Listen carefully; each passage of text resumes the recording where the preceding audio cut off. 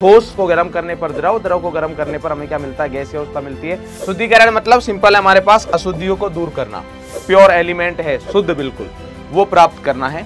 जो सॉलिड है वो अलग हो गया, अशुद्धियां अलग चली गई। तो द्रव का शुद्धिकरण किस किस तरीके से कर सकते हैं? जिस पदार्थ का क्वथनांक कम रहता है वो हमें मिल जाता है। किसके लिए कौन सा मेथड यूज किया जाता है? हेलो दोस्तों, स्वागत है आप सभी का फिजिक्स वाला की दुनिया में। मैं हूं मोहन सिंह और आज मैं आप सभी के लिए लेके आया बेटा हमारे पास प्रायोगिक कार्बनिक रसायन हमारे पास माइंड मैप में है। तो ये ऑर्गेनिक केमिस्ट्री का लास्ट लेक्चर रहने वाला है, लास्ट चैप्टर रहने वाला है हमारे पास माइंड मैप सीरीज में। इसी के साथ हमारी ऑर्गेनिक केमिस्ट्री की माइंड मैप की सीरीज कंप्लीट हो जाएगी। ठीक है, ये एक थ्योरेटिकल चैप्टर है, यहाँ पर आपको ज्यादा रिएक्शंस वगैरह कुछ नहीं मिलेंगी। लास्ट में हमारे पास थोड़ी रिएक्शंस मिलेंगी, तो उसके अलावा यहाँ पर पूरा का पूरा चैप्टर थ्योरेटिकल है। तो एनसीईआरटी से भी आप रीड करिए और साथ ही साथ में आपको एक बार एनसीईआरटी से रीड करने के बाद जब कम टाइम में आपको चैप्टर रिवाइज करना हो, इंपॉर्टेंट पॉइंट्स देखने हो, तो आप माइंड मैप सीरीज की हेल्प से ले सकते हो। दूसरा, ये चैप्टर नीट के पॉइंट ऑफ व्यू से बहुत इंपॉर्टेंट है क्योंकि यहां से 1 से 2 क्वेश्चन आते हैं और क्वेश्चंस बहुत इजी रहते हैं। सीधे सीधे एनसीईआरटी की लाइन टू लाइन रहती है हमारे पास, यहां पर ज्यादा कुछ घुमा पर आगे क्वेश्चंस आते नहीं। तो इजी पोर्शन है जहां से आप 4 से 8 मार्क्स आपके फिक्स कर सकते हो कि हमारे पास ये मार्क्स आ ही जाएंगे। ठीक है, तो चलिए हम स्टार्ट करते हैं। हमारे पास क्या क्या पार्ट है हमारे पास इसमें? यहां पर अपन बात करेंगे ठोसों का शुद्धिकरण। तो इस चैप्टर में मेनली हमारे पास 2 चीजें रहेंगी, एक रहेगा हमारे पास शुद्धिकरण, दूसरा हमारे पास रहेगा गुणात्मक विश्लेषण और दूसरा रहेगा मात्रात्मक। गुणात्मक विश्लेषण का मतलब ये होता है कि आपको ये बताना है कि कौन प्रेजेंट है, मतलब कार्बन प्रेजेंट है, हाइड्रोजन प्रेजेंट है या फिर सल्फर, नाइट्रोजन, मतलब आपको परमाणु का पता लगाना कि कौन सा परमाणु उपस्थित है। मात्रात्मक विश्लेषण में हमारे पास ये चीज आती है कि मात्रा पता करना कि भाई साहब जो प्रेजेंट है वो कितना उपस्थित है, मतलब उसकी क्वांटिटी कितनी है। टोटल अगर हमारे पास कार्बनिक रसायन का जो मास है, जो भार है, उसका कितना परसेंट भार नाइट्रोजन का है, कितना परसेंट भार सल्फर का है, कितना परसेंट भार कार्बन का है, ये चीजें पता लगाई जाती है मात्रात्मक विश्लेषण में। और गुणात्मक में हमें गुण पता लगाया जाता है। गुण मतलब कि कौन सा एलिमेंट, कौन सा परमाणु को उपस्थित है। क्लियर है? कार्बनिक यौगिकों में क्रियात्मक समूहों का संशोधन, यहां पर हम बताते हैं कि हमारे पास क्रियात्मक समूह कौन सा उपस्थित है। ये वाला जो पोर्शन है हम हर एक चैप्टर में कर चुके होते हैं। जैसे मान लीजिए हमारे पास एल्कोहल के कुछ टेस्ट थे, ऐसे हमारे पास मान लीजिए फिनोल के कुछ टेस्ट थे, तो ये एल्डिहाइड के लिए कौन से टेस्ट होते हैं, तो ये सारी चीजें अपन ऑलरेडी कवर कर चुके हैं। ठीक है, तो चलिए स्टार्ट करते हैं। हमारे पास सबसे पहले ठोसों का शुद्धिकरण। तो ठोसों का शुद्धिकरण में हमारे पास यहाँ पर जो कौन कौन से मेथड यूज होते हैं, उसमें हमारे पास सबसे पहला आता है ठोसों के शुद्धिकरण में कि हमारे पास कौन कौन सा मेथड यूज कर सकते हैं। शुद्धिकरण मतलब सिंपल है, हमारे पास अशुद्धियों को दूर करना, कि जो भी हमारे पास अशुद्धियां है उनको दूर करके जो हमें प्योर एलिमेंट है, शुद्ध बिल्कुल, वो प्राप्त करना है। ठोसों के शुद्धिकरण के लिए हमारे पास 3 मेथड है। एक है निस्पंदन, जिसको बोलते हैं फिल्ट्रेशन। फिल्ट्रेशन करना सिंपल कि भाई सॉलिड अलग हो जाए, और मतलब हमारा जो सॉलिड है वो अलग हो गया, अशुद्धियां अलग चली गई। क्लियर है? दूसरा हमारे पास क्रिस्टलाइजेशन, ये विलयता पर निर्भर करता है। और देन है सब्लिमेशन, ऊर्ध्वपातन। ऊर्ध्वपातन क्या रहता है कि हमारे पास ठोस अवस्था से सीधा गैस में बदलना है ना, उसको अपन क्या बोलते हैं हमारे पास, उसको बोलते हैं सब्लिमेशन। क्लियर है? वाष्प में बदलना। तो चलिए सबसे पहले अपन बात करते हैं निस्पंदन के बारे में। तो निस्पंदन में बहुत सिंपल सी बात है, हमारे पास 2 केस आएंगे हमारे पास। केस 1 है हमारे पास, स्थिति फर्स्ट है कि निस्पंदन की प्रक्रिया का उपयोग किसी भी मिश्रण के घुलनशील घटक से मिश्रण के अघुलनशील ठोस घटक को अलग करना।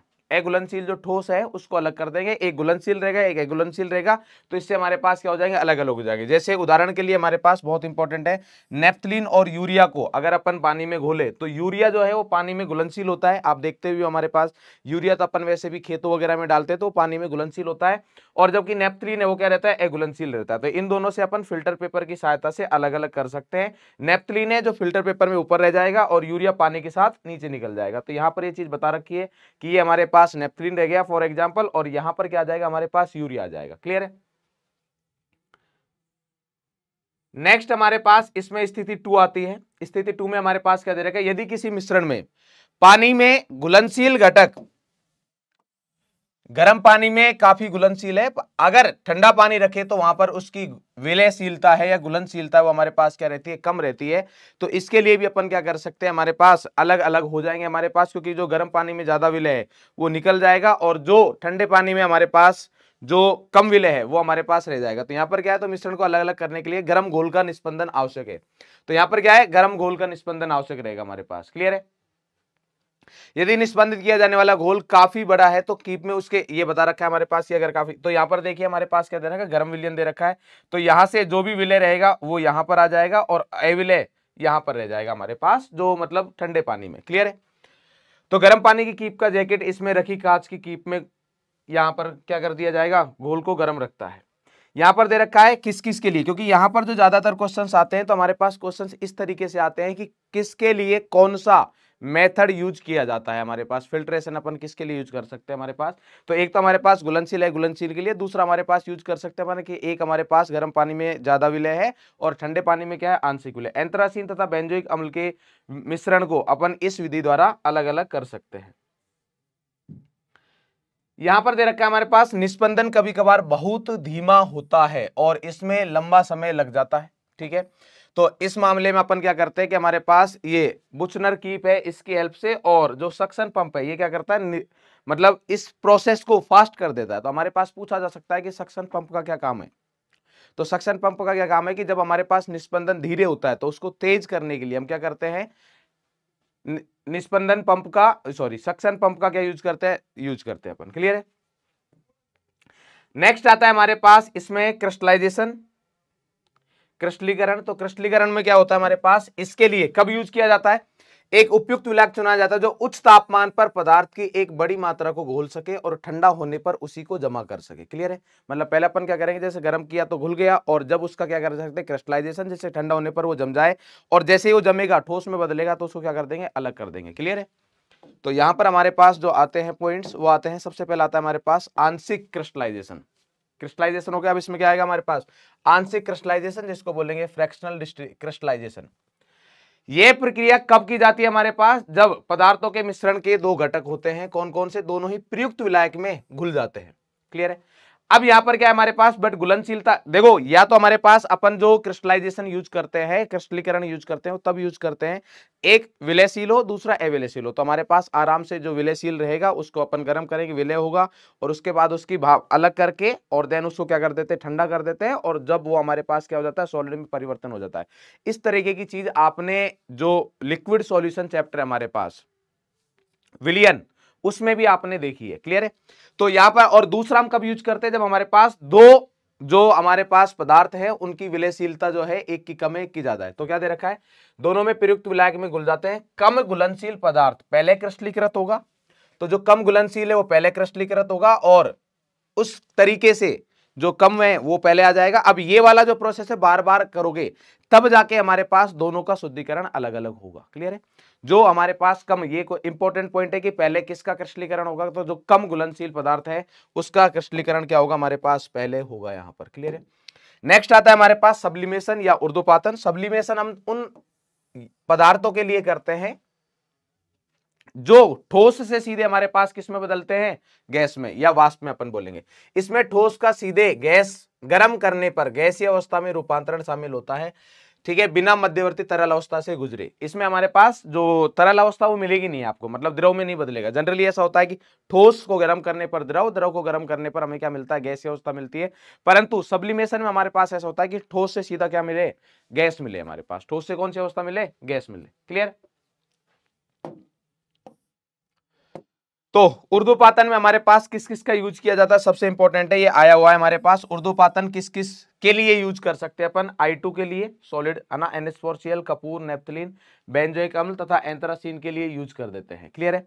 यहाँ पर हमारे पास बता रखा है कि बंसर बर्नर है हमारे पास। यहाँ पर जब अपन गर्म करेंगे तो क्या होगा कि जो वाष्प है ये हमारे पास यहाँ पर सॉलिड रहेगा, तो सीधा वो लिक्विड में बदल के, लिक्विड में ना बदल के सीधा किस में बदलेगा, गैस में बदल जाएगा, और गैस में बदलेगा तो उसको अलग कर लेंगे और देन वापस से क्या हो जाएगा, वो सॉलिड हो जाएगा। क्लियर है।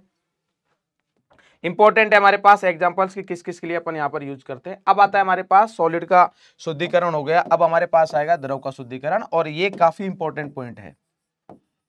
द्रव का शुद्धिकरण है क्योंकि इसमें क्रोमेटोग्राफी आएगी, तो सबसे ज्यादा इंपॉर्टेंट क्वेश्चंस एक तो यहां से आएंगे, उसके बाद गुणात्मक विश्लेषण जो आएगा हमारे पास वहां से। क्लियर, गुणात्मक और मात्रात्मक। तो यहां पर जब अपन द्रव का शुद्धिकरण करते हैं तो द्रव का शुद्धिकरण अपन जो करेंगे उसमें सबसे इंपॉर्टेंट पार्ट जो आता है वो आता है क्रोमेटोग्राफी। क्लियर है। तो द्रव का शुद्धिकरण किस किस तरीके से कर सकते हैं? एक सिंपल डिस्टिलेशन से, एक होता है हमारे पास फ्रैक्शनल डिस्टिलेशन, और एक आएगा वैक्यूम डिस्टिलेशन, और एक है हमारे पास स्टीम डिस्टिलेशन। चार ही हमारे पास डिस्टिलेशन है। उसके बाद आएगा डिफरेंशियल एक्सट्रैक्शन, जिसमें हमारे पास लास्ट जो क्रोमेटोग्राफी है बहुत इंपॉर्टेंट है। अब क्रोमेटोग्राफी हमारे पास अलग अलग तरीके की होती है। एक है अधिशोषण या स्तंभ क्रोमेटोग्राफी, एक है हमारे पास टीएलसी, काफी इंपॉर्टेंट है, पतली थिन लेयर क्रोमेटोग्राफी बोलते हैं इसको, कागज या विभाजन क्रोमेटोग्राफी, उच्च प्रदर्शन, ये हमारे पास दे रखे हैं। तो ये हमारे पास क्रोमेटोग्राफी के प्रकार है। क्लियर है? तो सबसे पहले अपन बात करते हैं हमारे पास सिंपल डिस्टिलेशन से अपन किस किस तरीके से कर सकते हैं और किस किस पदार्थ का अपन इससे शुद्धिकरण करेंगे। तो सबसे पहले हमारे पास दे रखा है आसवन में। सिंपल डिस्टिलेशन में हमारे पास क्या होगा? सिंपल है कि यहां पर जब अपन सिंपल डिस्टिलेशन करेंगे तो जो उनके क्वथनांकों में परिवर्तन, क्वथनांकों में जो डिफरेंस है वो काफी ज्यादा रहता है। तो क्या है? आसवन में एक तरल पदार्थ को गर्म करने पर रूपांतरण शामिल होता है। इसमें हमारे पास एक गैस में बदल जाएगा। आसवन में एक तरल को गर्म करने पर वाष्प में, यानी कि तरल लिक्विड से किस में जा रहा है? हमारे पास गैस में जा रहा है। इसके बाद शीतलन द्वारा उत्पादित वाष्प को वापस क्या कर लिया जाता है? संघनन। संघनन करेंगे यानी कि वापस वो किस में बदल जाएगा? तरल में बदल जाएगा। ये वाली चीज हमारे पास विलियन चैप्टर में बहुत करते हैं, क्योंकि वहां पर लिक्विड सॉल्यूशन की बात करते हैं अपन। लिक्विड सॉल्यूशन में ये होता है कि हमारे पास जो ज्यादा हमारे पास जल्दी गैस बन जाता है, जिसका क्वथनांक कम रहता है वो जल्दी गैस बन जाएगा, तो वो वाष्प अवस्था में ज्यादा मिलता है, उसका संघनन करते हैं, तो उसके बाद वापस से ये चीज रिपीट करते हैं। तो फाइनली हमारे पास जो मेजर पोर्शन है, जो ज्यादातर है, वो जो जिस पदार्थ का क्वथनांक कम रहता है वो हमें मिल जाता है। क्लियर है? तो ये विधि आमतौर पर उन तरल पदार्थों के लिए की जाती है। अब इंपॉर्टेंट पॉइंट, जो अपने क्वथनांक पर पर्याप्त रूप से स्थिर होते हैं और जिनमें गैर वाष्पशील अशुद्धियां होती है। गैर वाष्पशील अशुद्धियां मतलब क्या है? कि अशुद्धियों का वाष्पीकरण नहीं हो रहा है, और जो हमारा पदार्थ है जिसका अपन को शुद्धिकरण करना है, सिर्फ उसी का क्या हो रहा है? वाष्प बन रही है। तो जो पदार्थ है उसकी वाष्प बन रही है, और जो हमारी अशुद्धियां है वो तरल में ही रहेंगी हमेशा। तो इसलिए क्या हो जाएगा हमारे पास? शुद्धिकरण। क्योंकि वाष्प बनेगा, वाष्प को अलग से संघनित कर लेंगे और हमें क्या मिलता जाएगा? जो शुद्ध पदार्थ है जो मिलता जाएगा। क्लियर है? उदाहरण के लिए हमारे पास दे रखा है यहाँ पर किस किस को कर सकते हैं? Benzene, ethanol, acetone, chloroform, carbon tetrachloride और टोलुइन जाइलिन। मतलब जनरली हमारे पास जो कार्बनिक रसायन है उनका ही करते हैं यहाँ पर। क्लियर है? यहां पर बता रखा है कि हमारे पास कैसे करते हैं अपन। जब एक फ्लास्क को गर्म किया जाता है तो तापमान धीरे धीरे बढ़ता है, और जब इसका वाष्प दाब वायुमंडल, ये ठीक है, वायुमंडल दाब के बराबर हो जाता है, तो तरल पदार्थ उबलने लगता है। यही क्या होता है? हमारे पास बॉइलिंग पॉइंट होता है। ठीक है? अब जो वाष्प बनेगी उसको क्या कर लेते हैं अपन? संघनित करते हैं।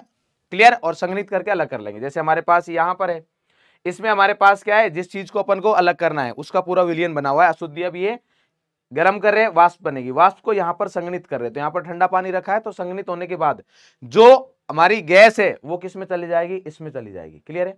और इस तरीके से हमारे पास क्या हो जाएगा? शुद्धिकरण हो जाएगा। क्लियर? नेक्स्ट अगर मैं बात करूं हमारे पास यहां पर, तो नेक्स्ट आता है इसी में हमारे पास कि किस किस का अपन शुद्धिकरण कर सकते हैं। जैसा कि मैंने बोला कि सरल जो शुद्धिकरण है या सिंपल डिस्टिलेशन है वो हम तब करते हैं जब कम से कम 30 से 50 केल्विन का डिफरेंस हो। 30 से 50 का कम से कम होना चाहिए। अगर इससे ज्यादा हो तो और अच्छा है। जितना ज्यादा डिफरेंस रहेगा उतने अच्छे परिमाण अपन को परिणाम मिलेंगे। क्लियर है? जैसे ईथर है और टोलुइन है, इन दोनों के क्वथनांक आपको देख सकते हो हमारे पास लगभग 80 केल्विन का डिफरेंस है। लगभग 80 बोला है मैंने, वैसे 76 है। हेक्सेन हो गया और टोलुइन हो गया, टोलुइन का हमारे पास क्वथनांक ज्यादा है। फिर से बेंजीन हो गया और क्लोरोफॉर्म हो गया, एनिलीन हो गया, इन सबको अपन इससे अलग कर सकते हैं, शुद्धिकरण कर सकते हैं। नेक्स्ट आता है हमारे पास आंशिक आसवन। आंशिक हमारे पास क्या हो गया? Fractional distillation. फ्रैक्शनल डिस्टिलेशन में क्या रहेगा कि अगर मान लीजिए हमारे पास ऐसे पदार्थ हो जिनके क्वथनांक में 30 से 50 केल्विन या उससे ज्यादा का डिफरेंस ना हो, तो उस वाले केस के लिए अपन क्या करते हैं? उससे कम अंतर हो तो वहां पर हमें सरल डिस्टिलेशन, सरल आसवन से रिजल्ट नहीं आएंगे। उसके लिए अपन को क्या करना पड़ता है? आंशिक आसवन करना पड़ेगा। तो यदि मिश्रण के दो तरल पदार्थों के क्वथनांक एक दूसरे के बहुत करीब हो, यानी कि जिनका 10 केल्विन या उससे कम का अंतर हो, तो उसके लिए अपन क्या यूज करते हैं? हमारे पास आंशिक यूज किया जाता है। क्लियर है? तो यहां पर अपन क्या करेंगे? यहां पर हमारे पास अधिक आंशिक आसवन की तकनीकी अनुप्रयोग में से एक जो कहां पर यूज किया जाता है? पेट्रोलियम उद्योग में कच्चे तेल को, गैसोलीन वगैरह को अलग करने के लिए। और दूसरा हमारे पास लकड़ी के विनाशकारी आसवन द्वारा प्राप्त ये जो हमारे पास अम्ल है, से एसीटोन तथा मेथिल एल्कोहल कि अशुद्धियों को अलग करने के लिए, मतलब इससे अलग अलग करने के लिए। तो इंपॉर्टेंट पॉइंट ये है कि कब यूज किया जाता है आंशिक, जब क्वथनांक में अंतर 10 केल्विन या उससे कम का हो तब अपन आंशिक आसवन यूज करते हैं, और अगर 30 से 50 के बीच में हो या उससे ज्यादा हो, थोड़ा बहुत उसके आसपास हो, तो अपन कौन सा यूज करते हैं, सरल। क्लियर। नेक्स्ट आता है हमारे पास आंशिक के बाद है हमारे पास निर्वात वैक्यूम डिस्टिलेशन, निर्वात आसवन या वैक्यूम डिस्टिलेशन। तो यहां पर क्या है, इस विधि का उपयोग कब करते हैं, उच्च क्वथनांक वाले तरल पदार्थ, जिनका क्वथनांक क्या हो, बहुत उच्च हो, उनके लिए अपन ये यूज करते हैं। क्लियर है। और इसका यूज क्यों किया जाता है, क्योंकि यहां पर आप देखोगे कि उनका, देखिए उन तरल पदार्थों के शुद्धिकरण के लिए किया जाता है जो अपने क्वथनांक पर या उससे कम ताप पर विघटित हो जाते हैं। समस्या यह है कि अगर मान लीजिए किसी को मैं गर्म कर रहा हूं तो वो गैस में बदलना चाहिए, बट गैस में ना बदल के क्या हो रहा है, वो विघटित हो रहा है, टूट जा रहा है, तो वो पदार्थ ही नहीं रहेगा हमारे पास। तो ऐसे पदार्थों का अपन शुद्धिकरण किससे करते हैं, निर्वात आसवन द्वारा। किससे करते हैं अपन, निर्वात आसवन द्वारा। तो निर्वात आसवन का उपयोग किसके लिए किया जाता है, ग्लिसरॉल से अपने क्वथनांक पर बता रखा है हमारे पास, ग्लिसरॉल है, उसका जो क्वथनांक है वो 563 केल्विन पर विघटित हो जाता है। क्लियर है। तो इससे क्या करते हैं हमारे पास, निर्वात आसवन द्वारा कर सकते हैं। और चीनी उद्योग में गन्ने का जो सांद्रण किया जाता है वो भी हमारे पास इसी के बेसिस पर किया जाता है। क्लियर है। तो इंपॉर्टेंट बात है हमारे पास, सबसे जरूरी चीज है कि निर्वात आसवन कब यूज किया जाता है। निर्वात आसवन का अपन उपयोग कब करते हैं, जब उच्च क्वथनांक वाले तरल पदार्थ है या फिर ऐसे तरल पदार्थ जिनको अगर मैं गर्म कर रहा हूं तो उनका जो बॉइलिंग पॉइंट आएगा, क्वथनांक पॉइंट आएगा, उस तक ले जाने से पहले ही या तो तरल पदार्थ विघटित हो रहे हैं या फिर अपने क्वथनांक पर विघटित हो जाते हैं, तो हमें वो तरल पदार्थ टूट जाएगा, तो वो नहीं मिलेगा। इसलिए उसके शुद्धिकरण के लिए हमको क्या यूज करना पड़ता है, निर्वात आसवन यूज करना पड़ता है। सेम इसी तरीके से हमारे पास आएगा लास्ट भाप आसवन, स्टीम डिस्टिलेशन बोलते हैं इसको। क्लियर। तो ये क्या है, गैर वाष्पशील कार्बनिक या अकार्बनिक अशुद्धियों को कार्बनिक यौगिक जो कि ठोस या तरल रहेगा उससे शुद्धिकरण के लिए यूज किया जाता है। यह विधि उन यौगिकों पर लागू होती है जो भाप में वाष्पशील होते हैं, भाप में क्या रहेंगे हमारे पास, वाष्पशील रहेंगे, और पानी में क्या रहते हैं, अघुलनशील होते हैं। 3 ये हमारे पास दे रखा है। क्लियर है। दूसरा इंपॉर्टेंट पॉइंट यहां पर हमारे पास यह है कि भाप आसवन विशेष रूप से तब मूल्यवान होता है जब शुद्ध किया जाने वाला पदार्थ, ध्यान से सुनिएगा, शुद्ध किया जाने वाले पदार्थ 760 mm यानी कि 1 एटमॉस्फेरिक प्रेशर बोल सकते हो आप, 1 ATM वातावरणीय वायुमंडलीय दाब, तो 1 एटमॉस्फेरिक प्रेशर 760 mm पर 373 से ऊपर उबलता है और अपने क्वथनांक पर या उससे कम तापमान पर क्या हो जाता है, विघटित हो जाता है। क्लियर है। कौन कौन से यौगिक हमारे पास यहाँ पर दे रखा है, ऑर्थोनाइट्रोफिनोल है, ब्रोमोबेंजीन है, एनिलीन है, ठीक है, और नाइट्रोबेंजीन वगैरह है, ये हमारे पास इससे शुद्धिकृत किए जाते हैं। क्लियर है। अब आता है हमारे पास लास्ट है, इसमें हमारे पास डिफरेंस विभेदक निष्कर्षण या अपन बोलते हैं डिफरेंशियल एक्सट्रैक्शन। बहुत इजी मेथड है, इसमें हमारे पास ज्यादा कुछ है नहीं, बहुत बहुत आसान है। इस विधि का उपयोग कार्बनिक यौगिकों को उनके जलीय घोलों से प्राप्त करने के लिए किया जाता है। इसमें क्या किया जाता है, देखो बहुत ही सिंपल है हमारे पास। यहाँ पर अपन एक विलायक लेंगे और यहाँ पर हमारे पास ये हमारे पास विलियन बना रखा है अपन ने, जहां पर हमारे पास ऑर्गेनिक कंपाउंड है एक्वस लेयर में। क्लियर है।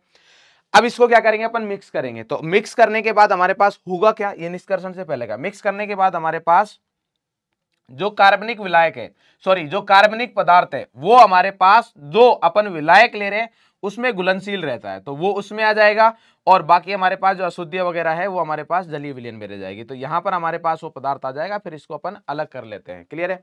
तो यह विधि सामान्यतः गैर वाष्पशील यौगिकों पर लागू होती है। उदाहरण दे रखे हमारे पास, बेंजोइक अम्ल को बेंजीन का उपयोग करके इसके पानी के घोल में निकाला जा सकता है। बेंजोइक अम्ल है उसको अपन विलायक क्या लेंगे, बेंजीन लेंगे, और यहाँ पर हमारे पास मान लीजिए पानी का घोल बना हुआ है पहले से, तो क्या करेंगे, मिक्स करेंगे। तो बेंजीन में जो बेंजोइक एसिड है वो अत्यधिक घुलनशील होता है, तो बेंजोइक ऊपर आ जाएगा इसमें, और पानी के साथ अशुद्धियां वगैरह रह जाएंगी, वो अलग रह जाएगा हमारे पास। क्लियर है। तो ये हमारे पास यहाँ पर इंपॉर्टेंट पॉइंट है। यहाँ पर हमारे पास बता रखा है कि कौन कौन से हमारे पास यहाँ पर है, जैसे ईथर, बेंजीन, क्लोरोफॉर्म, इनको कुछ ऐसे विलायक है जिनका उपयोग आमतौर पर निष्कर्षण के लिए किया जा सकता है। क्यों, क्योंकि ये कार्बनिक विलायक है, कार्बनिक विलायक को में कार्बनिक पदार्थ अत्यधिक विलय होते हैं। क्लियर है। तो इंपॉर्टेंट है कि इस प्रक्रिया में अनिवार्य रूप से एक अलग कीप में कार्बनिक यौगिक, जो कि मैंने बताया, घोल को एक उपयुक्त विलायक के साथ, उपयुक्त विलायक हमारे पास मतलब जिसमें जो चीज अपन को अलग करनी है वो विलयशील होना चाहिए, वो घुलनशील होना चाहिए। क्लियर है? हिलास जो पानी के साथ क्या हो, अमिश्रणीय है, पानी के साथ बहुत मतलब मिश्रणीय नहीं है या फिर बहुत कम घुलनशील है, और कार्बनिक यौगिक बहुत अधिक क्या होते हैं, घुलनशील होते हैं। क्लियर है? मतलब कुल मिला के कार्बनिक यौगिक जो है कार्बनिक विलायक में अत्यधिक घुलनशील रहेंगे, जो उपयुक्त विलायक ले रहे हैं, और पानी में क्या रहेगा, वो पदार्थ बहुत कम घुलनशील रहेगा, जैसे कि हमारे पास बेंजोइक अम्ल को बताया है अपन ने। क्लियर है? अब आता है हमारे पास इसमें क्रोमेटोग्राफी। क्लियर है? लास्ट पार्ट है हमारे पास इसका, ये शुद्धिकरण का क्या है, क्रोमेटोग्राफी। क्रोमेटोग्राफी में हमारे पास क्या होता है, ये एक भौतिक विधि है। इसमें हमारे किस तरीके से हमारे पास क्रोमेटोग्राफी बोलते किसको है, इसमें हमारे पास जनरली जो है ना विलायक की विलयशीलता, घुलनशीलता के अनुसार है कि वो उसके साथ किस तरीके से ट्रेवल करेगा, गतिमान रहेगा। तो एक मिश्रण में घटकों को अलग अलग करने की तकनीक है ये। जैसे मान लीजिए हमारे पास आपको दे रखा है कि एक आपके पास विलयन है और उसमें आपके पास दो कोई भी कंपाउंड है, दो यौगिक है, उनको आपको अलग अलग करना है। तो कैसे अलग अलग कर सकते हो, उस चीज के लिए यहां पर अपन क्रोमेटोग्राफी यूज करते हैं। इसका प्रैक्टिकल भी होता है, आपने किया होगा आई थिंक। एक मिश्रण में दो घटकों, एक मिश्रण के घटकों को अलग अलग करने की तकनीक, जिसमें एक स्थिर प्रावस्था के माध्यम से, स्थिर प्रावस्था जो प्रावस्था है वो स्थिर रहेगी, उसमें एक गतिशील प्रावस्था के प्रभाव में अलग अलग घटकों की विभेदक गति से, विभेदक यानी कि अलग अलग गति से पृथक्करण द्वारा प्राप्त किया जाता है। मतलब अलग अलग क्या रहेगी, गतिशील, या तो एक रुका रहेगा, और अगर मान लीजिए दोनों घटक गतिशील है तो एक घटक बहुत तेज गतिमान रहेगा और एक कम गतिमान रहेगा। और कम गति उसकी रहेगी जो कम विलय है, जो विलायक के साथ कम ट्रेवल करेगा, मतलब जो भी अपन वहां पर सॉल्व वो स्थिर प्रावस्था ले रहे हैं हमारे पास, और एक गतिशील प्रावस्था है। तो गतिशील प्रावस्था में हमारे पास जो घटक है वो किस तरीके से विलयशील है, जो ज्यादा विलयशील रहेगा वो उसके साथ ज्यादा गतिमान रहेगा, और जो कम विलयशील है वो उसके साथ कम गतिमान रहेगा। क्लियर है? तो यहाँ पर हमारे पास कौन कौन सी है क्रोमेटोग्राफी। अब यहाँ पर ये इंपॉर्टेंट पॉइंट है, ये बहुत इंपॉर्टेंट है कि हमारे पास ये क्रोमेटोग्राफी के टाइप दे रखे हैं। यहाँ पर बता रखा है कि इस गतिशील प्रावस्था कौन सी रहती है और स्थिर प्रावस्था कौन सी रहती है। जैसे हमारे पास अधिशोषण या स्तंभ क्रोमेटोग्राफी है, गतिशील प्रावस्था द्रव, यहाँ पर हमारे पास स्थिर प्रावस्था कौन सी रहेगी, ठोस। ऐसे हमारे पास टीएलसी में बता रखा है द्रव ठोस, तो ये हर एक में अपन को ये बता रखा है। क्लियर है? अब आता है हमारे पास उपयोग कब कब किया जाता है। हमारे पास यहाँ पर ये सारी चीजों का उपयोग किया मतलब बता रखा है कि हमारे पास कैसे कहाँ पर इनका उपयोग किया जाता है। क्लियर है? अब अपन एक पढ़ते हैं। सबसे पहले आता है हमारे पास अधिशोषण क्रोमेटोग्राफी। तो अधिशोषण क्रोमेटोग्राफी की अगर मैं बात करूंगा तो दो प्रकार की होगी, अभी इधर ध्यान देंगे। हमारे पास क्या है, इसका सिद्धांत क्या है। यह विधि सिलिका जेल या एल्यूमिनियम जैसे उपयुक्त अधिशोषक जो क्या करेंगे, अधिशोषण करेंगे, युक्त अधिशोषक पर मिश्रण के, जैसे मान लीजिए हमारे पास क्या रहेगा, सिलिका जेल या एल्यूमिनियम हमारे पास अधिशोषक का काम करेगा। इस पर अपन जिन घटकों को अलग करना है उसको डाल देते हैं। क्लियर है? तो किस तरीके से उसका अधिशोषण होगा, एक जो हमारे पास घटक रहेगा उसका अधिशोषण कम होगा, एक जो घटक है उसका अधिशोषण ज्यादा होगा। क्योंकि कुछ यौगिक दूसरों की तुलना में अधिक दृढ़ता से अधिशोषित होते हैं, जैसा कि मैंने बताया, और कुछ क्या रहेंगे हमारे पास, कम रहेंगे। तो इसलिए वे स्तंभ के माध्यम से अलग अलग दरों पर गतिमान, जो कि मैंने बताया अलग अलग गतिमान रहेंगे, एक ज्यादा ट्रेवल करेगा एक कम ट्रेवल करेगा, एक ज्यादा दूर जाएगा एक कम दूर जाएगा, उसके बेसिस पर अपन यहां पर इनको सेपरेट करते हैं। तो यहां पर हमारे पास क्रोमेटोग्राफी की अगर मैं बात करूं अधिशोषण की, तो हमारे पास स्तंभ क्रोमेटोग्राफी हो और टीएलसी, इंपॉर्टेंट है दोनों ही हमारे पास, स्तंभ क्रोमेटोग्राफी भी और टीएलसी भी, पतली परत क्रोमेटोग्राफी। क्लियर है? तो यहाँ पर सबसे पहले स्तंभ क्रोमेटोग्राफी की बात करते हैं। तो बहुत ही सिंपल सी चीज है हमारे पास, देखो यहाँ पर क्या दे रखा है, ये हमारे पास फेज है, इसमें हमारे पास क्या आ गया, मिक्सचर ऑफ कंपाउंड है ए बी सी, तीनों का है। यहाँ पर हमारे पास 3 कंपाउंड है और ये विलायक है हमारे पास। क्लियर है? अब होगा क्या हमारे पास, ये स्टार्टिंग में हमारे पास, अब क्या हुआ कि जैसे अपन ने टाइम के साथ देखा चीजें, तो यहाँ पर देख रहे हो कि ए और बी प्लस सी ये अलग अलग हो गए। यहाँ पर अगर देखोगे तो तीनों क्या हो गए, अलग अलग। क्यों? क्योंकि तीनों के अधिशोषण की जो दर है वो क्या रहेगी, अलग अलग रहेगी। तीनों के अधिशोषण की दर है वो हमारे पास क्या रहेगी, अलग अलग रहने वाली है। और अलग अलग दर की वजह से हमारे पास ए बी और सी यहाँ पर ये अलग अलग जगह आ जाएंगे, और ये क्या हो गया हमारे पास, तीनों अलग अलग हो गए। तो अगर इनको अलग अलग करना हो हमारे पास घटकों को, तो इस तरीके से अपन सेपरेट किया जा सकता है। क्लियर? ये हमारे पास स्थिर प्रावस्था है, ये गति नहीं करेगी, स्थिर प्रावस्था है हमारे पास ये सेम। क्लियर है?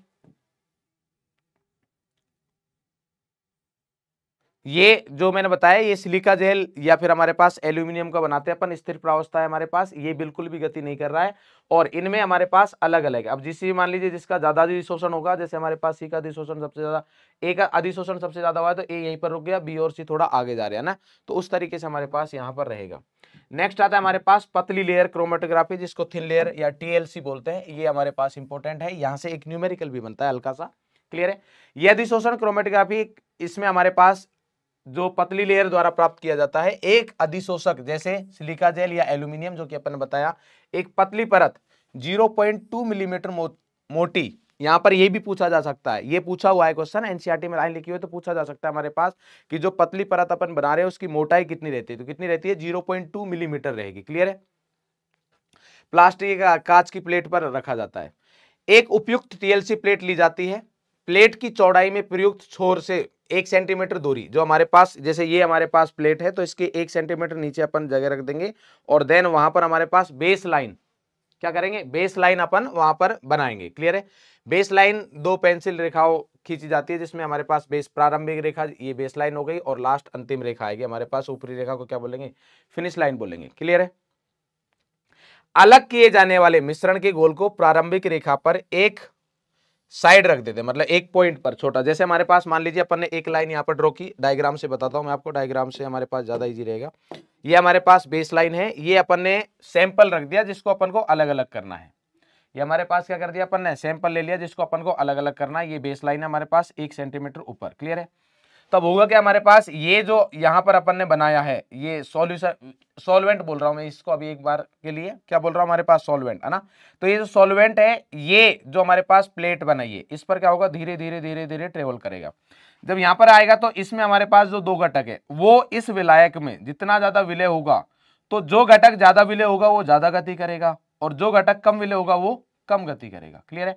तो विलय होता जाएगा मतलब ट्रेवल करता जाएगा और विलायक की जो गति रहेगी या विलायक जो जितनी हाइट तक जाएगा वो हमेशा इसमें जो 2 घटक है उनसे ज्यादा हाइट तक जाते हैं, क्लियर है। तो देखिए जैसे ही विलायक ऊपर की ओर बढ़ता है, मिश्रण के घटक भी प्लेट के साथ साथ अपनी अधिशोषण की डिग्री या सीमा के आधार पर अलग अलग दूरी तक ऊपर की ओर बढ़ते हैं। जब विलायक समापन रेखा पर पहुंच जाता है, जो हमारे पास फिनिश लाइन है यहां पर जब ये पहुंच जाएगा तो उस वाले केस पर क्या होगा, तो प्लेट को हटा दिया जाता है और फिर हवा में सुखाया जाता है। हवा में सुखाने के बाद अपन को वो जो 2 घटक है दिख जाएंगे। अब मान लीजिए हमारे पास जो विलायक है उसने मान लेते हैं कि फिनिश लाइन हमारे पास ये बनाई है अपन ने, क्लियर है, ये हमारे पास मान लेते हैं कि फिनिश लाइन है, यहां तक मान लीजिए विलायक आया हमारा, क्लियर है। ये हमारे पास स्टार्टिंग पॉइंट था यहां से, तो अब यहां पर हमारे पास जो इसके 2 घटक है उन्होंने कितना ट्रेवल किया, ऑब्वियस है यहां तक नहीं करेंगे, एक मान लीजिए यहां तक आया है इस पॉइंट तक और एक घटक इस पॉइंट तक आया है, क्लियर है। इस तरीके हमारे पास रंगीन घटकों के धब्बे टीएलसी प्लेट पर उनके मूलक रंगों के आकार पर रंगों के कारण दिखाई देते हैं, अलग अलग रंग रहेगा, डायरेक्टली हो सकता है नहीं दिखे तो हमारे पास अलग अलग विधियां होती है जिनसे कि अपन उस कलर को देख सके, क्लियर है। देखिए ये बता रखा है हमारे पास रंगहीन घटकों के धब्बे जो आंखों से दिखाई नहीं देते उनको कौन कौन सी विधि द्वारा देखा जाता है, पराबैंगनी प्रकाश द्वारा हम देख सकते हैं, आयोडीन वाष्प द्वारा देख सकते हैं या रासायनिक विधियां रहती है हमारे पास, क्लियर है। तो अब हमारे पास क्या है, विकसित टीएलसी प्लेट, ये हमारे पास देख लेंगे, हमारे पास ये पूछा जा सकता है हमारे पास रासायनिक विधियों में अपन कौन से रसायन का यूज करते हैं जिससे कि वो कलर दिख जाए, क्लियर है। तो यहाँ पर दे रखा कभी कभी प्लेट पर एक उपयुक्त रासायनिक अभिकर्मक का छिड़काव किया जाता है, जैसे उदाहरण दे रखा अमीनो अम्लों का पता लगाने के लिए अपन निनाइड्रीन टेस्ट क्या करते हैं, अपन निनाइड्रीन टेस्ट करते हैं, निनाइड्रीन घोल करेंगे, घोल का शुद्धिकरण द्वारा किया जाता है। और दूसरा हमारे पास है एल्डिहाइड या कीटोन का पता लगाने के लिए अपन क्या करते हैं 2,4 डाइनाइट्रोफिनाइल हाइड्रोजन, ये दोनों ही अभिक्रिया अपन ने की हुई है। निनाइड्रीन टेस्ट भी हमारे पास 2,4 डाइनाइट्रोफिनाइल हाइड्रोजन 2,4 डीएनपी टेस्ट जिसको बोलते हैं, तो उसके साथ हमारे पास क्या देगा, कलर देगा। विकसित टीएलसी प्लेट, विकसित टीएलसी प्लेट किसको बोल रहे हैं, जिस पर हमारे पास जो विलायक ट्रेवल कर चुका है और जो अलग अलग घटक है वो भी ट्रेवल कर चुके हैं। विकसित टीएलसी प्लेट पर विभिन्न घटकों की पहचान उनके प्रतिधारण कारक, जिसको अपन आरएफ फैक्टर बोलते हैं, रिटेंशन फैक्टर बोलते हैं, उसके द्वारा की जाती है। तो यहां पर एक छोटा सा न्यूमेरिकल बनता है, ये ध्यान रखेंगे हमारे पास कि यौगिक द्वारा तय की गई दूरी डिवाइड बाय विलायक, यानी कि विलायक फ्रंट द्वारा तय की गई दूरी x/y, यौगिक द्वारा तय की गई दूरी और विलायक फ्रंट द्वारा तय की गई दूरी, ये हमारे पास इनका जो रेशो रहेगा वो हमारे पास आरएफ रहेगा।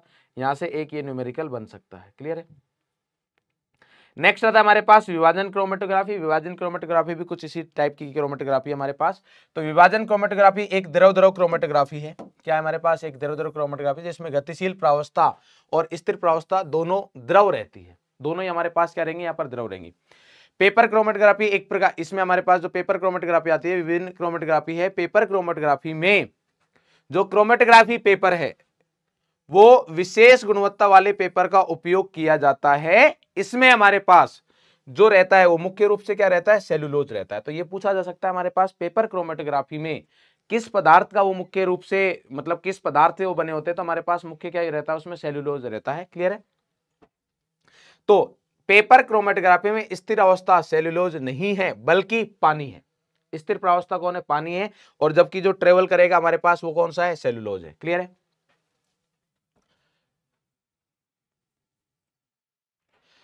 दूसरा जो गतिशील प्रावस्था रहेगी हमारे पास वो क्या रहेगी? एक अन्य तरल है जो आमतौर पर 2 या 3 विलायकों का मिश्रण होता है जिसमें एक घटक के रूप में पानी होता है। क्लियर है? अब यहां पर हमारे पास यहां पर बता रखा है, देखो सिंपल तरीके से अगर अपन देखें, ये हमारे पास सॉल्वेंट है, ये स्पोर्ट है और यहां पर हमारे पास ये क्रोमेटोग्राफिक पेपर बना रखा है। तो जब अपन यहां पर देखेंगे तो इसमें होगा क्या हमारे पास कि ये जो डब्बा है वही सेम कि जो हमारे पास गतिमान प्रावस्था है, कौन सा है? गतिशील प्रावस्था है, उसके साथ हमारे पास जो डब्बे में जो दो घटक है वो हमारे पास क्या करेंगे? ट्रेवल करेंगे। और जैसे अपन ने पेपर क्रोमेटोग्राफी में देखा वैसे हमारे पास अलग अलग सेपरेट हो जाएंगे। क्लियर है? अब आता है हमारे पास नेक्स्ट है गुणात्मक विश्लेषण। तत्वों का ये पता लगाना कि हमारे पास कौन कौन से एलिमेंट है। यहां पर जो एलिमेंट्स या जो तत्वों का अपन पता लगाते हैं वो है हमारे पास कार्बन, हाइड्रोजन, बहुत सिंपल है इनका। उसके बाद आता है हेलोजन, नाइट्रोजन, सल्फर और फॉस्फोरस। जनरली हम इन्हीं एलिमेंट्स का पता लगाते हैं। तो चलिए हम स्टार्ट करते हैं एक करके। तो यहां पर बता रखा है हमारे पास, जो मैंने बताया, कार्बन और हाइड्रोजन, उसके बाद नाइट्रोजन हो गया, हेलोजन, सल्फर, फॉस्फोरस। तो सबसे पहले अपन बात करते हैं कार्बन हाइड्रोजन। बहुत सिंपल है। कार्बन हाइड्रोजन के लिए क्या करते हैं अपन? क्यूप्रिक ऑक्साइड के साथ अभिक्रिया करवाते हैं कार्बन की, तो CO2 गैस मिलेगी। अब CO2 गैस का पता कैसे लगाते हैं अपन? कार्बन डाइऑक्साइड गैस अगर निकल रही है तो चूने के पानी के साथ क्या कर देते हैं? चूने के पानी को क्या कर देगा? दूधिया। तो अगर चूने के पानी को दूधिया कर रहा है इसका मतलब वहां पर क्या प्रेजेंट है हमारे पास? कार्बन। क्लियर है? और सेम अपन CO के साथ रिएक्शन कराएंगे तो Cu प्लस H2O देगा। अब ये क्या करता है हमारे पास कि अगर CuSO4 क्या करता है? पानी को, मतलब निर्जल CuSO4 है वो CuSO4 जो कि हमारे पास सफेद होता है उसको किस में कन्वर्ट कर देगा? नीले कलर में। ये वाला जो कंपाउंड है आपने, ये कोऑर्डिनेशन कंपाउंड है, वहां पर पढ़ा हुआ है आपने, ये CuSO4.5H2O है ना, जिसमें हमारे पास एक H2 हाइड्रोजन बॉन्डिंग द्वारा बंधा रहता है। क्लियर है? तो ये इंपॉर्टेंट पॉइंट है कि हमारे पास जो CO2 के लिए क्या यूज करते हैं अपन? चूने का पानी। और H2O का पता लगाने के लिए क्या यूज किया जाता है हमारे पास? CuSO4। ये दो इंपॉर्टेंट पॉइंट है। क्लियर? नेक्स्ट आता है हमारे पास नाइट्रोजन का पता लगाना। इंपॉर्टेंट पॉइंट है। नाइट्रोजन का पता लगाने के लिए अपन सबसे पहले बात करते हैं यहाँ पर सोडा लाइम टेस्ट। तो क्या होता है हमारे पास कि NaOH और सोडा लाइम बोलते किसको है हमारे पास? NaOH प्लस CaO के मिश्रण को अपन क्या बोलते हैं? 3:1 का 3:1 का मिश्रण जो रहता है उसको अपन सोडा लाइम बोलते हैं। क्लियर है? तो यहाँ पर NaOH और CO। तो कोई जो हमारे पास नाइट्रोजन युक्त यौगिक रहेगा वो सोडा लाइम के साथ अभिक्रिया करने पर हमारे पास कौन सी गैस देगा? NH3 गैस देता है। क्या देता है? NH3 gas. क्लियर है? अब NH3 गैस निकली या नहीं निकली? NH3 गैस निकल रही, इसका मतलब नाइट्रोजन है उसमें। NH3 गैस निकली या नहीं निकली, उसके लिए क्या करते हैं हमारे पास? जो ट्यूब रहेगी उस पर अपन HCl में डूबी कांच की छड़ी रखकर पता लगाया जाता है, जिससे कि NH4Cl अगर NH3 गैस निकल रही है तो NH4Cl बनेगा और सफेद धुएं दिखाई देते हैं हमें। क्या दिखाई देंगे? सफेद धुएं दिखाई देते हैं। क्लियर है? अब आता है हमारे पास कि नाइट्रो और डाइएजो कंपाउंड्स इस परीक्षण का जवाब नहीं देते। तो ये पूछा जा सकता है हमारे पास कि सोडा लाइम टेस्ट कौन कौन से यौगिक नहीं देंगे? तो जिनमें NO2 और डाइएजो N यौगिक उपस्थित रहेंगे, मतलब ये जो क्रियात्मक समूह उपस्थित रहेंगे तो ये टेस्ट नहीं देते हैं। क्लियर है? तो अब नाइट्रोजन का पुष्टिकरण के लिए अपन क्या करते हैं? लेसाग्ने टेस्ट भी करते हैं, जो कि हमारे पास आएगा, ये इंपॉर्टेंट है। क्लियर है? तो सबसे पहले हमारे पास सोडा लाइम में बता दिया अपन के पास क्या करते हैं? सोडा लाइम के साथ अभिक्रिया करके NH3 गैस देगा। NH3 गैस का पता लगाने के लिए अपन HCl का यूज करते हैं। तो अगर हमारे पास सफेद धुएं निकल रहे हैं इसका मतलब NH3 गैस निकली है। दूसरा इंपॉर्टेंट पॉइंट ये है कि कौन ये नहीं देते हैं नाइट्रोजन होते हुए भी नाइट्रो और डाइएजो यौगिक। लेसाग्ने टेस्ट या लेसाग्ने का परीक्षण अगर अपन बात करें यहां पर तो हमारे पास इसमें क्या आएगा? इसमें क्या करते हैं, सोडियम धातु का एक अपन मतलब सोडियम धातु लेंगे, हमारे पास क्या लेंगे अपन, सोडियम धातु लेते हैं। तो सोडियम धातु का एक छोटा टुकड़ा और कार्बनिक यौगिक को, ये हमारे पास है, जो भी हमारे पास कार्बनिक यौगिक रहेगा और नाइट्रोजन रहेगा, तो उसको अपन गर्म करते हैं बहुत ज्यादा हाई टेम्परेचर पर, तो हमारे पास NaCN बन जाएगा। क्लियर है, इसको ही बोलते हैं हमारे पास सोडियम अर्क। क्या कर रहे थे अपन, सोडियम अर्क तैयार करेंगे, ये हमारे पास क्या होगा, सोडियम अर्क। क्लियर है, अब अपन क्या करना है यहां पर, इसके लिए NaCN बन गया, NaCN की रिएक्शन करवाते हैं अपन फेरस सल्फेट के साथ। तो फेरस सल्फेट के साथ रिएक्शन कराएंगे तो कुछ नहीं होगा, हमारे पास FeCN का होल ट्वाइस बन जाएगा। क्लियर है, अब FeCN का होल ट्वाइस है वो वापस से हमारे पास NaCN के साथ रिएक्ट करके यहां पर ये कोऑर्डिनेशन कंपाउंड बनाता है Na4FeCN6। Fe का ऑक्सीडेशन नंबर हर जगह +2 ही है, Fe का जो ऑक्सीजन रंग है वो हमारे पास +2 ही है। Fe2+ है वो क्षारीय माध्यम रहता है, तो यहाँ का जो Fe2+ रहेगा वो Fe3+ में कन्वर्ट हो जाएगा। और अब ये जो हमारे पास कॉम्प्लेक्स बनाया हुआ Fe3+ के साथ रिएक्ट करके यहाँ पर फेरिक फेरोसाइनाइड प्रिशियन ब्लू कलर अगर मिल रहा है तो इसका मतलब हमारे पास नाइट्रोजन उपस्थित है, और अगर नहीं है इसका मतलब नाइट्रोजन उपस्थित नहीं है। तो फेरिक फेरोसाइनाइड की प्रिशियन ब्लू, ये पूछा जा सकता है हमारे पास इसका कौन सा कलर है, फॉर्मूला क्या है, दोनों चीजें Fe4 FeCN6 का होल थ्राइस, ये हमारे पास क्या है, फेरिक फेरोसाइनाइड, कलर कौन सा रहेगा, प्रिशियन ब्लू कलर। क्लियर है, नेक्स्ट आता हमारे पास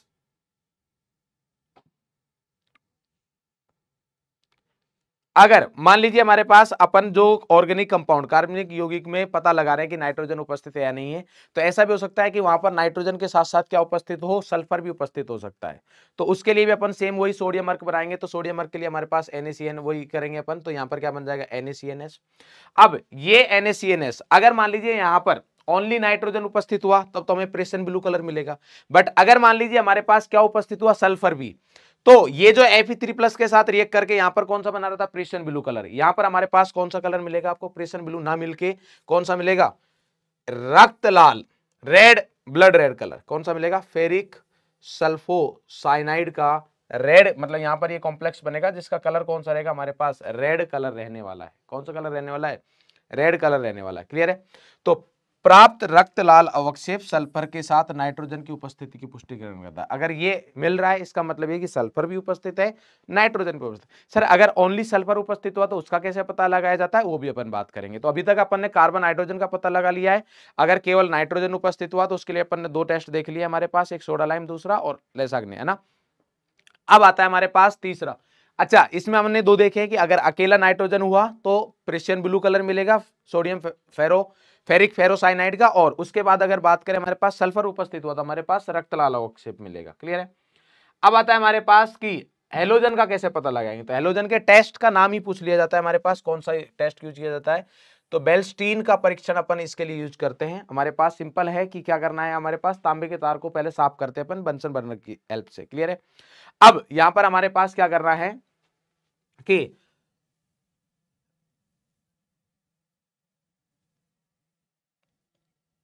यहां पर देखिए हमारे पास क्या करना है, हमारे पास तांबे के तार को साफ किया जाता है बुनसन बर्नर की ज्वाला में, तब तक गर्म किया जाता है जब तक कि यह कोई रंग न दे। क्लियर है, अब कार्बनिक यौगिक की थोड़ी मात्रा पर, मतलब इतना गर्म करेंगे कि हमारे पास कोई रंग न दे। अब क्या करेंगे, जो भी कार्बनिक यौगिक है उसकी थोड़ी मात्रा तार पर ली जाती है और लौ में गर्म की जाती है। अब क्या होगा, लौ को प्रदान किया गया एक हरा रंग जो मिलेगा वो वाष्पशील कॉपर हैलाइड्स के निर्माण की पुष्टिकरण करता है। मतलब कॉपर हैलाइड बन रहा है, इसका मतलब हैलोजन तो उपस्थित है। अब हमें ये नहीं पता कि कौन सा हैलोजन उपस्थित है, अब हमें ये नहीं पता है कौन सा हैलोजन उपस्थित है।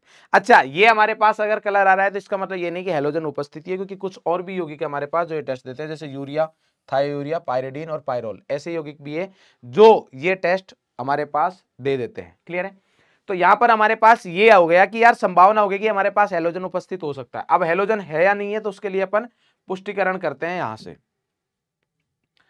लेसाग्ने टेस्ट। फिर से वही सेम हमारे पास लेसाग्ने टेस्ट करते हैं हमारे पास। तो ये कार्बन यौगिक में हैलोजन की पुष्टिकरण के लिए फिर से एक विश्वसनीय विधि है, मतलब फिक्स हो जाएगा कि भाई साहब ये हमारे पास यहाँ पर उपस्थित है। तो वही सेम सोडियम के साथ संलेखित किया जाता है हमारे पास और वही अर्क बनाएंगे, सोडियम अर्क।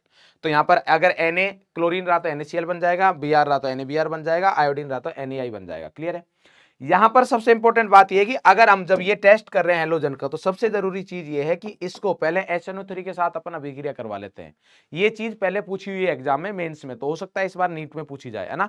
तो क्या करते हैं, हमारे पास HNO3 के साथ कर लेते हैं। तो क्वेश्चन ये पूछा जाता है कि HNO3 के साथ क्यों करते हैं, क्योंकि अगर उस कार्बनिक रसायन में हमारे पास साइनाइड आयन हुआ, क्या हुआ, साइनाइड आयन या सल्फाइड आयन हुआ, तो ये हमारा जो रिजल्ट आएगा या हेलोजन के साथ, मतलब जो हम Ag के साथ हेलोजन का जो प्रेसिपिटेट बनेगा, पीपीटी बनेगी, है ना, अवक्षेप बनेगा, उससे जो कलर आएगा उसको ये गायब कर देता है। गायब कर देता मतलब ढक देता है, क्योंकि इसकी वजह से भी कलर आ सकता है। तो क्या दे रखा है हमारे पास, परीक्षण करने से पहले अर्क को सांद्र HNO3 के साथ उबाल लिया जाता है किसी भी Cn- या H2- आयनों को नष्ट करने के लिए। क्लियर है, जो कि संलयन के दौरान बनते हैं। ये आयन परीक्षण में हस्तक्षेप करते हैं। क्या करते हैं, हस्तक्षेप करते हैं, क्योंकि AgCN एक सफेद अवक्षेप है और Ag2S ब्लैक अवक्षेप है। क्या है, एक काला अवक्षेप है।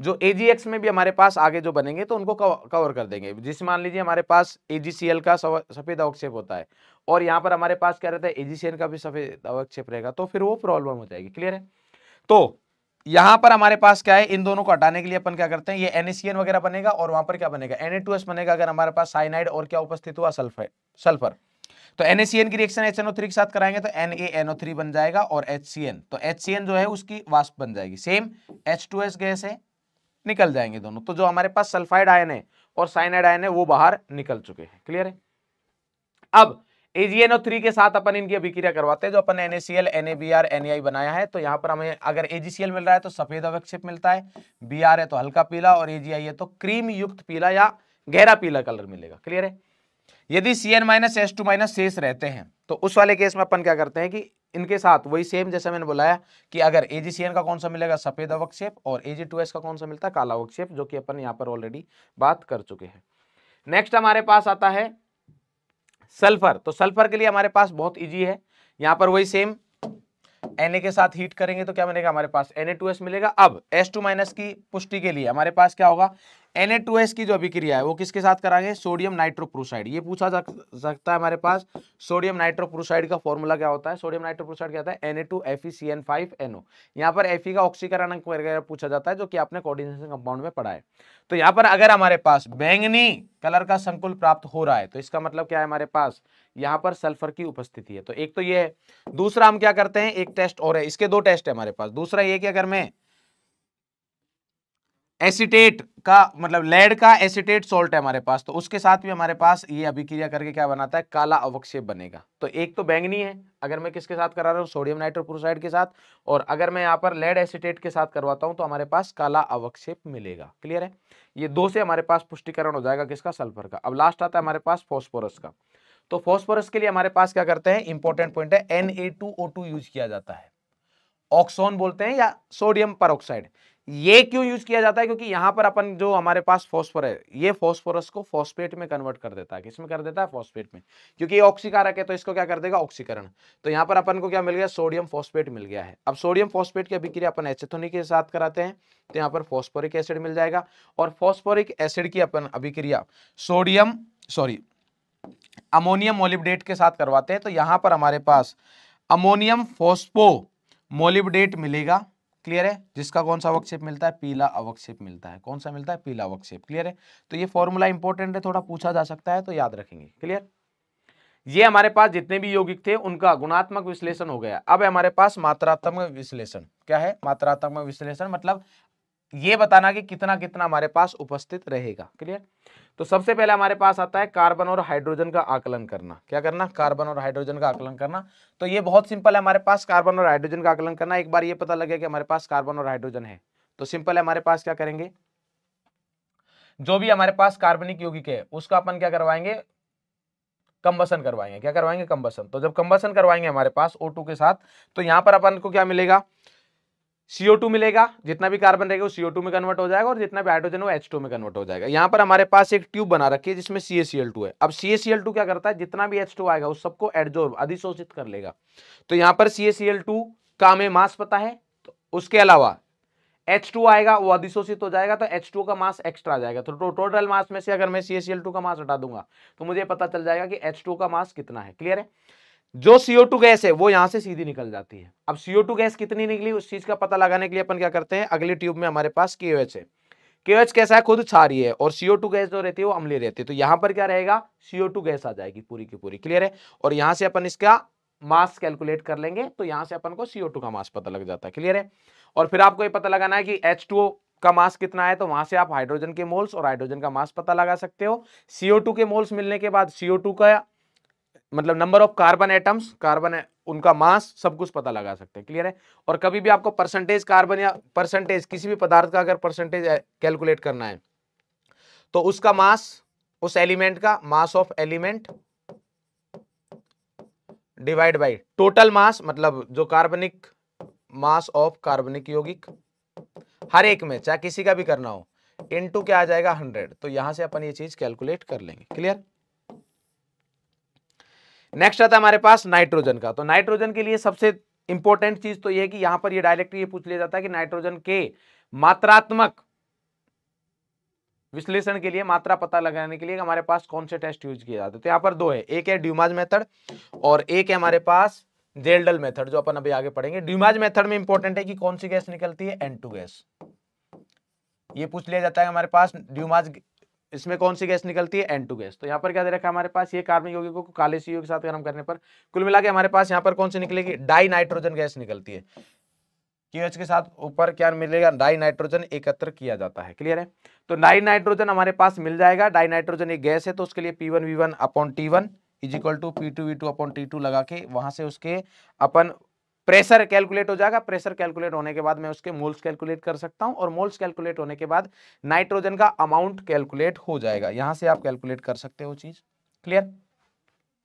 सेम चीज हमारे पास अब आती है, हमारे पास दूसरा क्या है, नाइट्रोजन का आकलन किससे, जेल्डल मेथड द्वारा। जेल्डल मेथड के लिए इंपॉर्टेंट पॉइंट ये है कि यहां पर जो गैस निकलती है, ध्यान रखना, ड्यूमा से कौन सी, N2, यहां से जो गैस निकलेगी पूरा का पूरा नाइट्रोजन किस में कन्वर्ट हो जाएगा, NH3 में। क्लियर है। अब ये जो हमारे पास NH3 मिलता है, इसकी अपन अभिक्रिया करवाते हैं किसके साथ, अम्ल के साथ। किसके साथ अभिक्रिया करवाते हैं, अम्ल के साथ। तो अम्ल के साथ अभिक्रिया कराएंगे तो यहां पर हमारे पास सॉल्ट बन जाता है। क्या बन जाता है, सॉल्ट, यानी कि लवण। क्लियर है। तो ये अम्ल क्षार अभिक्रिया द्वारा अपन ये पता लगा लेते हैं। क्लियर है। अब यहां पर ये जो अम्ल लेते हैं, ये अपन अधिक मात्रा में लेते हैं कि NH3 पूरा रिएक्ट कर जाए, क्योंकि मेरे को NH3 का पता तो है नहीं कितना है। तो लवण बनता है, प्लस साथ में ये वाला जो अम्ल है वो बचेगा कुछ ना कुछ, जो अभिक्रिया नहीं करेगा। यहां पर बोल देता हूं मैं शेष अम्ल। तो ये जो शेष अम्ल है, ये हमारे पास अभिक्रिया करता है किसके साथ, एक क्षार लेते हैं अपन, और उस क्षार के बारे में अपन को पूरा पता है, और फाइनली जाके हमारे पास यहाँ पर पूरा लवण मिल जाए। तो कुल मिला के बात ये कि जब अपन अभिक्रिया करते हैं तो ये जो अम्ल है, ये और ये सेम ही है, तो ये अम्ल जो है वो NH3 के साथ भी अभिक्रिया कर रहे हैं और लवण के साथ भी कर रहे हैं, सॉरी क्षार के साथ भी कर रहे हैं। तो इसका जो ग्राम तुल्यांक है अम्ल के, वो क्षार NH3 के ग्राम तुल्यांक प्लस जो अपन यहाँ पर क्षार ले रहे हैं उसके ग्राम तुल्यांक के इक्वल हो जाता है। इक्वल रहेगा उन दोनों के सम के, योग के इक्वल। और वहां से अपन को क्या मिल जाएगा, नाइट्रोजन NH3 के मोल्स मिल जाते हैं। NH3 के मोल्स मिलने के बाद जितने NH3 के मोल्स है उतने नाइट्रोजन के मोल्स, नाइट्रोजन के मोल्स मिलने के बाद नाइट्रोजन का मास, और देन फिर वही नाइट्रोजन का भार, कार्बनिक यौगिक का भार इंटू 100। क्लियर। यहां इंपॉर्टेंट पॉइंट ये है कि हमारे पास कौन कौन से हैं जो ये नहीं देते हैं। एक तो है हमारे पास कि एजो यौगिक N डबल बॉन्ड N, ये नहीं देंगे। दूसरा, अगर नाइट्रोजन वलय का पार्ट है तो वो भी नहीं देगा, मतलब नाइट्रोजन हमारे पास वलय के अंदर हो, और नाइट्रो यौगिक ये टेस्ट नहीं देते हैं। तो जनरली यहां से नीट में न्यूमेरिकल कम पूछे जाते हैं, जेई वाले सेक्शन में ज्यादा पूछे जाते हैं। यहां पर ये पूछा जाता है अपन से कि जेल्डल मेथड में कौन कौन से यौगिक है जो जेल्डल मेथड नहीं देंगे, कौन से देंगे। तो अगर NO2 ग्रुप प्रेजेंट है तो वो नहीं देता है, साथ ही साथ में हमारे पास नाइट्रोजन अगर वलय का पार्ट है तो नहीं देगा, और NO2 है तो वो भी नहीं देगा। क्लियर है। नेक्स्ट आता है हमारे पास हेलोजन के लिए। तो हेलोजन का टेस्ट मात्रात्मक विश्लेषण किस में किया जाता है, कैरियस ट्यूब में। ये पूछा जा सकता है हमारे पास किसी ट्यूब में किया जाता है, कैरियस में। तो यहाँ पर वही सेम AgNO3 के साथ अभिक्रिया करवाते हैं, और AgNO3 के साथ अभिक्रिया करवाने के बाद AgX मिलेगा अपन को। क्या मिलेगा, AgX। तो AgX का भार पता लग जाएगा। AgX का भार पता लगाने के बाद अपन को क्या मिल जाएगा, X का भार मिल जाएगा, क्योंकि AgX के मोल्स मिलने के बाद आप X के मोल्स पता लगा सकते हो, और X के मोल मिलने के बाद में जितने मोल्स X के उसके अकॉर्डिंग आप क्या कर सकते हो, उसका भार कैलकुलेट हो जाएगा, और भार कैलकुलेट होने के बाद में आप उसका परसेंटेज कैलकुलेट कर सकते हो। या फिर यहाँ पर ये जो फॉर्मूला दे रखा है, जरूर नहीं ये फॉर्मूला यूज किया जाए। AgX के मोल मिलने के बाद आप नॉर्मली कर सकते हो, जितने AgX के मोल उतने X के मोल, क्योंकि एक AgX में एक ही X है। क्लियर है। नेक्स्ट है हमारे पास यहाँ पर सल्फर का आकलन। तो सल्फर का आकलन की अगर मैं बात करूं हमारे पास, तो कैरियस विधि के माध्यम से ही सल्फर का आकलन किया जाता है। अब यहाँ इंपॉर्टेंट बात है, सल्फर का आकलन के लिए अपन क्या यूज करते हैं, जितना भी सल्फर है हमारे पास उसको SO4 2- आयनों में बदलते हैं अपन। उसके लिए क्या यूज करना है, अब सल्फर हमारे पास कार्बनिक यौगिक में तो सल्फेट आयन की फॉर्म में रहेगा नहीं, तो उसको सल्फेट आयन में कन्वर्ट करने के लिए, क्योंकि यहाँ पर सल्फर का ऑक्सीकरण कितना है +6, तो सल्फर का ऑक्सीकरण करना पड़ेगा। उसके लिए ऑक्सीकारक यूज करते हैं, या तो अपन KMnO4 या HNO3 ये यूज कर लेते हैं। क्लियर है। अब उसके बाद क्या बनेगा हमारे पास, जो भी SO4 2- है उसकी अभिक्रिया करवाते हैं अपन BaCl2 के साथ। BaCl2 के साथ अभिक्रिया करवाने के बाद क्या मिलेगा अपन को, BaSO4 मिलेगा। तो अब सेम चीज दो तरीके से, या तो आप ये फॉर्मूला यूज कर लीजिए, या फिर BaSO4 के मोल्स मिल गए तो जितने BaSO4 के मोल्स है उतने कितने होंगे उसमें सल्फर के मोल्स, क्योंकि एक BaSO4 में एक सल्फर है, तो इसके मोल्स मिले। इसके मोल्स मिलने के बाद आपको इसका सल्फर के मोल्स मिल जाएंगे। सल्फर के मोल्स मिलने के बाद सल्फर का भार, और भार सल्फर का मिल गया तो डिवाइड बाय कार्बनिक यौगिक का द्रव्यमान इनटू 100। लास्ट है हमारे पास यहां पर फॉस्फोरस। फॉस्फोरस है हमारे पास। फॉस्फोरस के लिए क्या करते हैं हमारे पास, फॉस्फोरस के लिए ये मैग्नीशियम का मिश्रण रहता है MgCl2 NH4Cl और NH4OH के साथ। जितना भी फॉस्फोरस रहेगा वो हमारे पास क्या आ जाता है, फॉस्फेट में कन्वर्ट हो जाएगा। किसमें हो जाएगा, फॉस्फेट में। अब हमारे पास इसके लिए अपन क्या यूज करते हैं, वही सेम अवक्षेप को Mg2P2O7 इसमें कन्वर्ट कर लिया जाता है। क्या है, मैग्नीशियम पायरोफॉस्फेट, इसमें कन्वर्ट कर लेंगे। अब यहां इंपॉर्टेंट बात यह है, ये इंपॉर्टेंट है, अभी तक मैंने बोला था कि जितने भी हमारे पास अवक्षेप बन रहे थे लास्ट में, उसमें एक एक मोल मिल रहा था। AgX में हेलोजन का 1 मोल मिल रहा था ना, NH3 में भी हमारे पास 1 नाइट्रोजन था, N2 में हमारे पास गैस था, तो वहां तो अपन गैस वाला फॉर्मूला लगा रहे थे। यहां पर अगर देखोगे तो हमारे पास इसके 1 मोल Mg2P2O7 में हमारे पास 2 मोल किसके मिलेंगे, Mg, 2 मोल फॉस्फोरस मिलेगा, क्योंकि इसके एक अणु में 2 फॉस्फोरस के परमाणु है। तो चाहे तो आप ऐसा कर सकते हो कि इसके मोल्स मिल जाएंगे, इसका बाहर मिल जाएगा, बाहर से मोल्स मिल जाएंगे, मोल्स मिलने के बाद आपको जितने मोल्स इसके होंगे उसके डबल किसके होंगे, फॉस्फोरस के, तो फॉस्फोरस का मास मिल जाएगा और डिवाइड बाय कार्बनिक यौगिक का मास इनटू 100। क्लियर है। अगर आप ये नहीं लगाते हो तो इसका जो भी मास आएगा वो लिख दीजिए, डिवाइड बाय कार्बनिक यौगिक का मास, और 62 किसका होता है, क्योंकि एक इसमें कितने फॉस्फोरस है, 2, तो एक का 31, 2 का 62, और इसका जो अणुभार है वो कितना है, 2 to 2, तो ये याद रख सकते हो, जो आपकी मर्जी है। क्लियर है। लास्ट आता है हमारे पास ऑक्सीजन। ऑक्सीजन का ऐसे कोई फॉर्मूला नहीं है हमारे पास, आपने हर एक परमाणु पता कर लिया, कार्बन जी कितना है, हाइड्रोजन कितना है, नाइट्रोजन कितना है, ऑक्सीजन सबका परसेंटेज कैलकुलेट कर दिया। मान लीजिए टोटल परसेंटेज आया 80%, तो बाकी जो भी रिमेनिंग पार्ट है वो क्या रहेगा हमारे पास, 100 - 80, तो कितना हो जाएगा, 20% हमारे पास कौन है, ऑक्सीजन। तो टोटल कार्बनिक यौगिक का भार अपन को पता है, उसका 20% निकाल के अपन ऑक्सीजन का भार पता कर लेंगे। क्लियर है। इसी के साथ हमारा जो ये चैप्टर है वो कंप्लीट होता है। इंपॉर्टेंट पॉइंट यही है हमारे पास कि आपको बेटा इसके PYQ लगाने और NCERT जरूर पढ़े, क्योंकि ये एक चैप्टर हमारे पास थ्योरेटिकल है, जितना NCERT पढ़ोगे उतना अच्छा है। न्यूमेरिकल पोर्शन बहुत ज्यादा नहीं आते हैं, बट आप इसको ऐसा भी नहीं कि न्यूमेरिकल करके ही नहीं जाओ, ऐसा नहीं करोगे, न्यूमेरिकल जरूर करने हैं। क्लियर है।